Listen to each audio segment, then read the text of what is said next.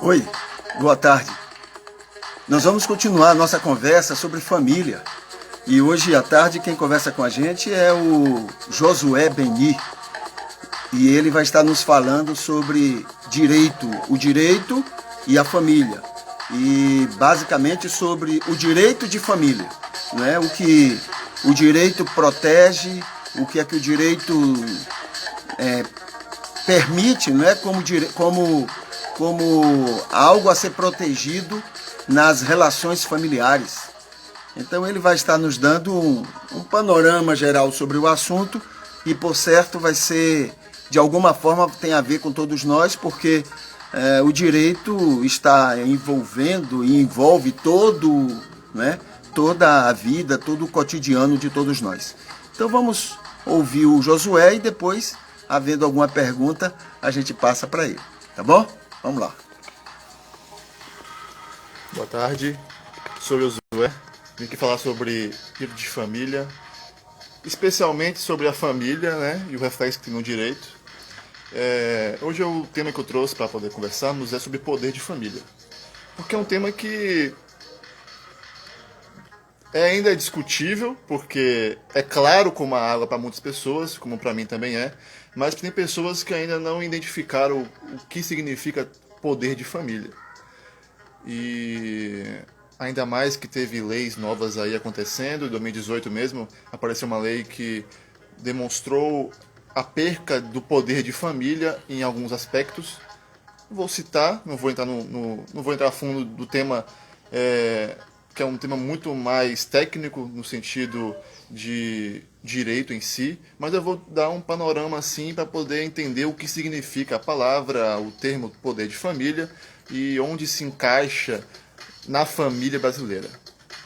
Eu vou começar trazendo o significado. O poder de família, ele veio de uma herança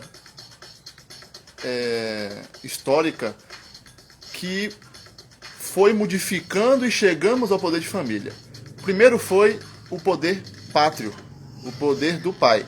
Então, começava-se, era o costume da época, principalmente desde Roma até nós, foi trazido que o pai era essencial para a criação dos filhos e a mãe era auxiliadora. Então, demonstrava que o pai era a lei para os filhos. Vamos dar um exemplo bem rústico, mas mostrava que o pai era a lei para os filhos e a mãe simplesmente seguia o que o pai falava e auxiliava nessa aplicação dessa norma que o pai falava para os filhos, né? Isso, em 1916, no Brasil, que era nosso antigo Código Civil, ainda era aceitável. Então você vê que faz aí 100 anos temos essa ideia ainda. Foi mudar agora em 2002, com o novo Código Civil. Então, a ideia do poder pátrio ainda existe. Muitas pessoas entendem que é isso. O pai comanda e a mãe só obedece e só auxilia, juntamente, para poder cuidar dos filhos. Mas hoje, em 2002, também na Constituição Federal, em 88, porque demonstrou que homem e mulher é igual perante a lei, né? Mas como não tinha leis específicas tratando sobre esse assunto civilmente, foi ainda as leis antes da Constituição Federal e depois dela vinha adotando também a ideia do poder pátrio ainda. Um exemplo disso é que no Código, no Código do Estatuto da Criança e do Adolescente tem lá o termo lá ainda poder pátrio, só que está riscado agora, porque em 2002 foi tirado esse termo poder pátrio e encaixado o poder de família. Então, se você for encontrar lá, se você quiser um título de curiosidade, lá no Estatuto da Criança e do Adolescente, lá tem do poder pátrio, que está riscado, e poder de família. Então, vocês estão vendo que ainda é muito atual esse tema. Então, eu trouxe aqui um aspecto histórico, agora eu vou trazer o conceito. O poder de família, advindo do Código Civil de 2002 e também do reflexo do exterior, que tivemos essas influências fora do país, coloca que o poder de família seria o poder dado aos pais perante os filhos, que significaria o quê? Os filhos menores de 18 anos, ou seja, não emancipados ainda, é aquela ideia de, se o filho fazer alguma coisa, permissão ao pai. Para dirigir, filho, pai.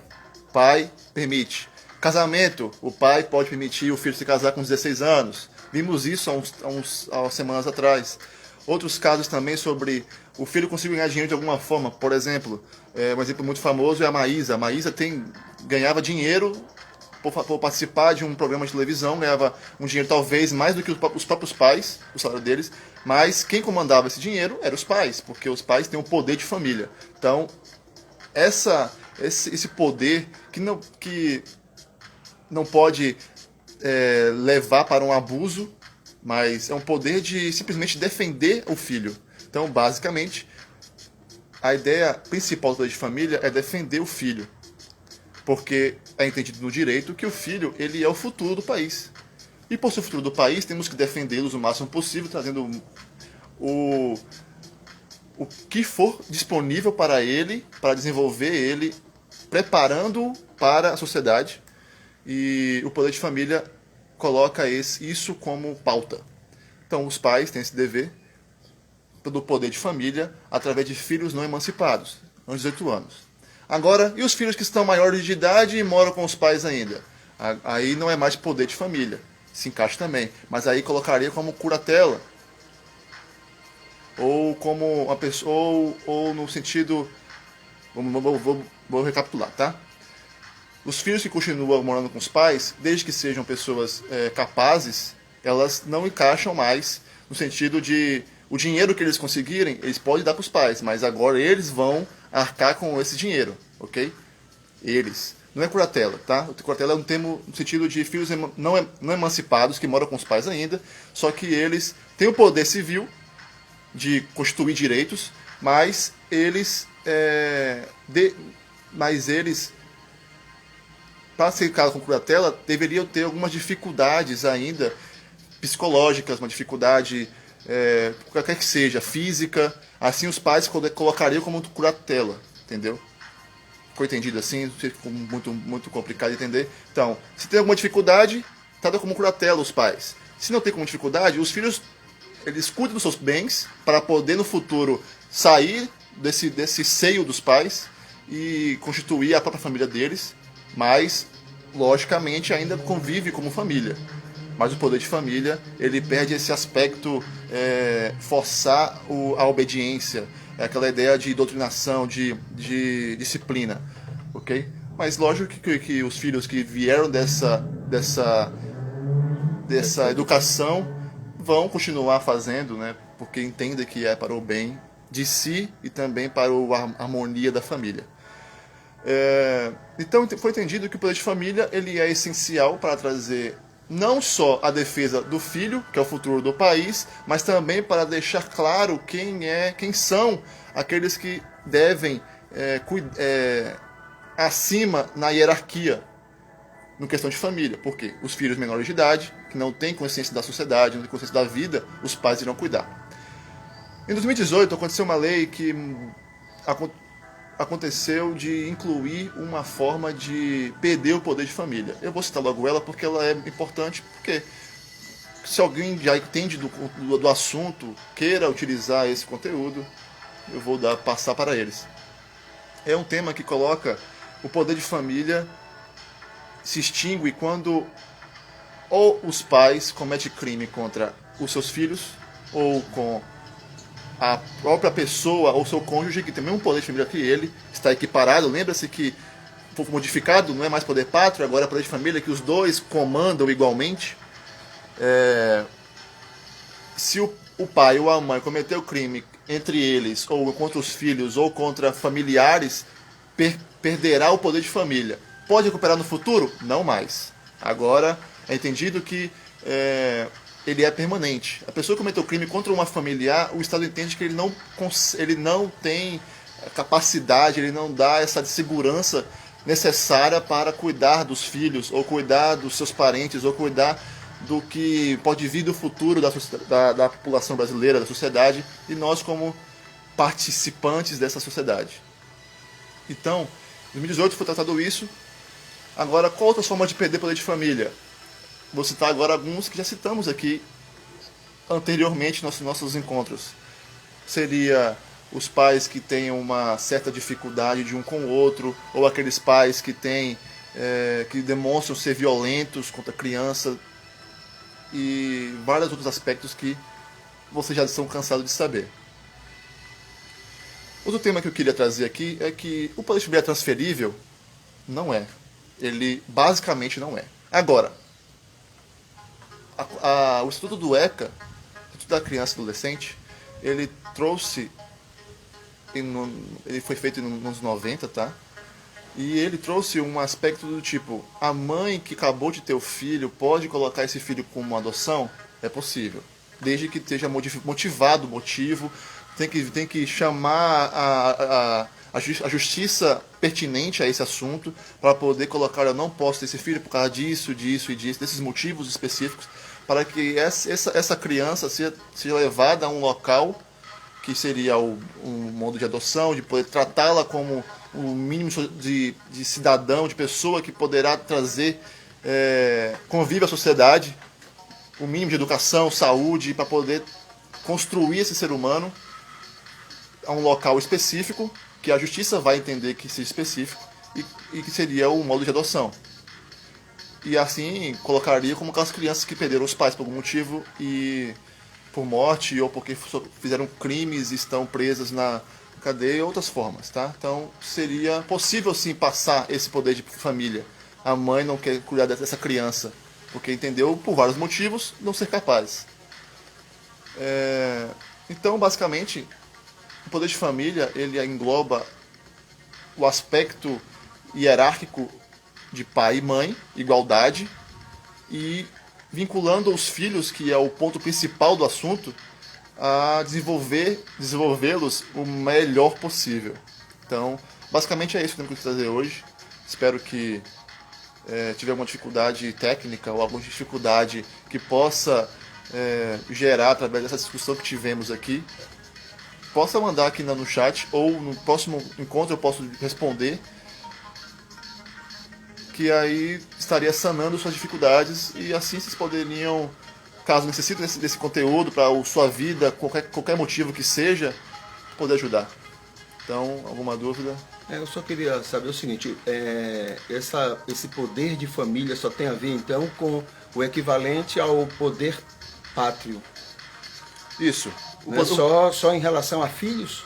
É só o poder que os pais têm em relação à criação e aos cuidados? Por exemplo, teve um caso que pode acontecer, que seria vinculado sempre aos pais e os filhos. Por quê? Vamos fazer um exemplo aqui de João e Maria, são casados, têm um filho, e esse filho teve outro filho, é neto dele, de João e Maria. No caso do João cometeu um crime doloso contra esse neto, ele vai perder o poder de família do neto? Não, porque o poder de família é do filho do João e Maria. Ele vai perder o poder de família do João, ou do filho dele, não do neto. Então, é entendido pelo direito que essa vinculação de poder de família é simplesmente esse primeiro plano de pai, mãe e filho. Ah, mas aí o pai e mãe morreram e agora é os avós. Aí costuraria avô e filho, no caso dos pais que morreram. Então, esse poder de família gera essa vinculação direta entre quem fez o filho e o filho. Ok. Então, e encerra quando é declarada a maioridade da criança. Basicamente sim. Né? Basicamente sim. Lógico que, como eu citei aqui, vários motivos que pode gerar a continuação desse poder de família, no caso de dificuldades físicas ou psicológicas ou qualquer outro tipo que o juiz entenda que ela não é capaz, encaixaria como curatela. É o caso, por exemplo, de um filho com deficiência, Isso. Né? Deficiência Isso. mental, qualquer coisa dessa? Doenças, espécies, ou talvez bem sem um membro que possa ajudar nessa locomoção. Certo. Então isso gera também uma certa vinculação ainda entre o cuidado entre os filhos e os pais. E aí tem a ver não só com a questão do patrimônio do filho, mas também todas as decisões básicas, né, para o desenvolvimento da criança. Isso. Falta de capacidade, então tem que sanar essa falta de capacidade. Aí os pais entram nesse plano de ajudar o filho no que necessitar para ele desenvolver o máximo possível. Se ele tem uma dificuldade mental, vamos facilitar para que ele possa tentar acompanhar aqueles que não têm. Então a ideia do pai seria, o pai e a mãe, lógico. O pai e a mãe seria a ideia de cuidar desse ser. Os pais não podem transferir esse direito de família para outras pessoas. Não pode. Mas a lei deve estabelecer, caso, por exemplo, se houver do pai não assumir essa responsabilidade, ou por algum motivo a lei não aceitar que ele assuma essa responsabilidade, a lei já deve ter os primeiros, numa sequência, seriam os avós. Os avós, aí entrariam as pessoas mais próximas da criança, para deixar ela mais possível, mais fácil de ter esse afeto, porque no direito de família é colocado principalmente o termo afeto. Não é mais aquele termo vinculação sanguínea, é mais o afeto. Então, é igual citamos no primeiro, acho que foi na primeira ou segunda encontro aqui, foi sobre tipos de famílias diferentes, aqueles homoafetivos. Não interfere mais, a questão é o afeto entre eles. Okay. Mesma coisa a criança, se ela precisa de uma família para desenvolver, ela deveria ter o foco, o afeto. Lógico, os avós, ele é primeiramente citado. Os avós, não tem avó, vai para os tios talvez, vai para um primo talvez, é possível. A lei coloca essa ideia no código dela e tem uma rota a seguir. Mas o juiz pode entender melhor, encaixar em tal família. Entendeu? Então é colocado isso de forma que possa baselar o direito que o juiz vai aplicar nessa. E quando a criança vai para um orfanato, por exemplo, o poder de família é exercido pelo orfanato por um tempo e depois para os pais que adotarem, assim? Basicamente, bem por cima, sim. Sim. O cuidado da criança ele é o principal do assunto. Então, cuidar da criança sempre tem isso. Mesma coisa, o pai fugiu e não paga pensão. O principal é a criança. Não é pensão para a mãe, é pensão para a criança. É confundido isso. Não pagou pensão para mim, não. Isso não é para a mãe que ficou ou para o pai que ficou. É para a criança que está, no caso. Então, sempre é focado na criança.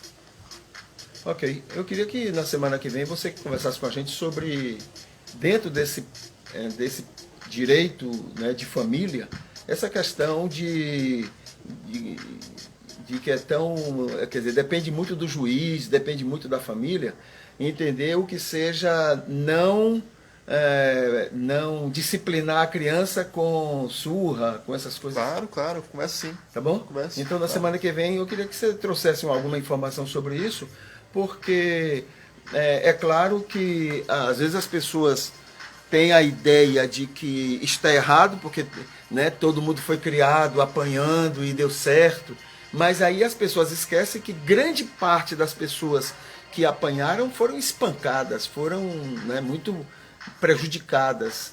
E isso serviu para a vida toda. Então a lei, para proteger essas pessoas e não saber quais são os limites, não poder determinar quais são os limites, né, de uma surra, então ela termina dando esse parecer geral, né, de que não deve Já dar entrou bem no surra. assunto. A ideia é que o poder de família deixa de liberdade de disciplinar a criança. O poder de família é isso, disciplinar a criança nos moldes que a defendem no futuro. Os Certo. moldes que coloque ela sabendo como funciona a vida. E isso leva a trazer algumas certas repreensões. E, infelizmente, ocorreu casos na história e viemos disso na sociedade de pessoas que ultrapassaram esse disciplinar. Acabou virando uma agressão já no nível Porque assim, muitas vezes até os pais Aprenderam nem dessa sempre forma. aprenderam, e às vezes os pais nem são sempre sadios mentalmente. Isso. E às vezes, né, nesse momento, exageram. Eu vou trazer alguns casos que ocorreram no Brasil, posso trazer como alguns juízes identificaram, Isso. como alguns juízes decidiram sobre esse assunto. Pronto. Posso trazer sim, Ok. tranquilamente. Tá bom. Mais alguma coisa que você quer nos falar? Não, basicamente é isso. Até semana que vem estarei aqui falando sobre esse tema de disciplinar a criança e a diferença de disciplinar e a agressão, que é o excesso. Então, até semana que vem. Espero que vocês estejam aqui comigo. Então, até mais. Muito bem. Então, ouvimos o Josué, não é? Tivemos uma ideia sobre essa questão do pátrio poder e também do poder de família, não é? Que às vezes traz tantas dificuldades para as pessoas compreenderem, e tem muitos pais aí que não disciplinam corretamente os filhos porque tem medo, não conhecem bem o que é que a lei fala, não é? E ficam com receio e uma série de motivos, e aí terminam algumas dificuldades piores surgindo. Então a gente vai na semana que vem conversar com o Josué a esse respeito, tá bom? Quanto ao mais, a gente se despede e a gente fica pedindo a Deus que possa continuar abençoando cada pessoa, não é, que está assistindo ou que vai estar assistindo, para que esses assuntos possam, de alguma forma, auxiliar na vida cotidiana, nos relacionamentos, no dia a dia de cada família, tá bom? Então, que Deus continue abençoando cada um.